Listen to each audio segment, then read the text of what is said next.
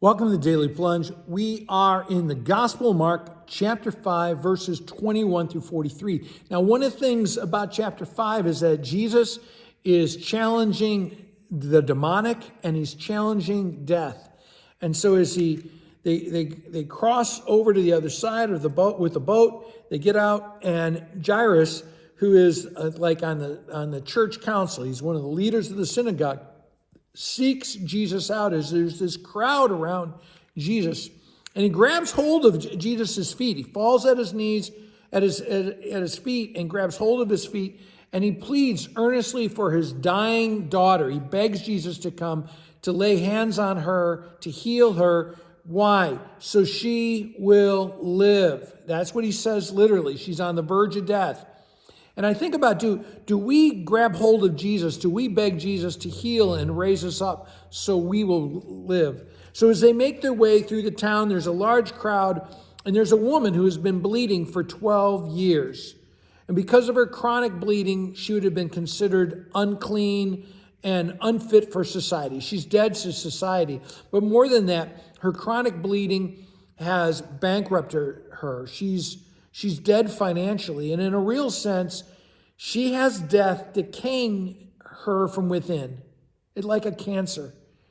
And she's trying to avoid death. She's so desperate, she has tried everything she could do with her own power. She spent all her worldly wealth, and now she has no financial resources, no worldly resources. She's reduced to hopelessness and desperation, and she accepts that she is a wriggling corpse.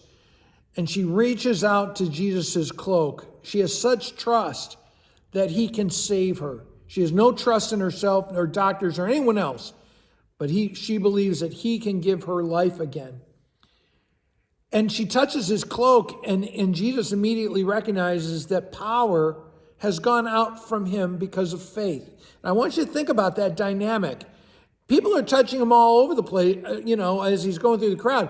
But she has touched him with faith. And he asks, and he recognizes that someone has touched him, begging for healing, begging for life. And do we reach out to Jesus and touch him, begging for life? The woman could have stayed silent. She's trembling with fear, afraid to speak up. And I wonder too if we are afraid to ask God for healing. Are we afraid to ask God for his miraculous grace because we don't feel like we deserve it? She certainly didn't feel worthy. And you don't deserve God's grace, but God gives his abundant grace.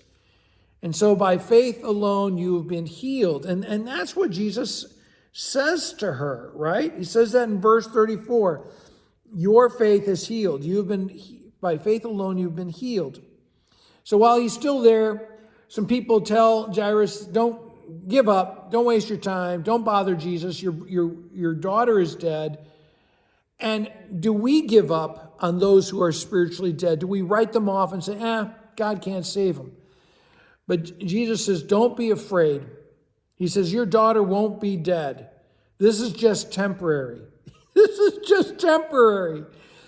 And the thing is can God raise the dead? They're laughing at Jesus. And our world laughs at Jesus. And Jesus dismisses the mockers and the skeptics. He kicks them out of the room. He keeps the disciples and the hopers, the parents. And he says to the little girl, get up. And that's what Jesus says to each of us in faith. I can heal you. I can raise you from the dead. Reach out to me in faith, and I will raise you up. And that is good news for all of us. Well, hey, if you're getting something out of the Daily Plunge, please make sure to like, comment, subscribe, and above everything else, share it everywhere you can. Have a blessed day.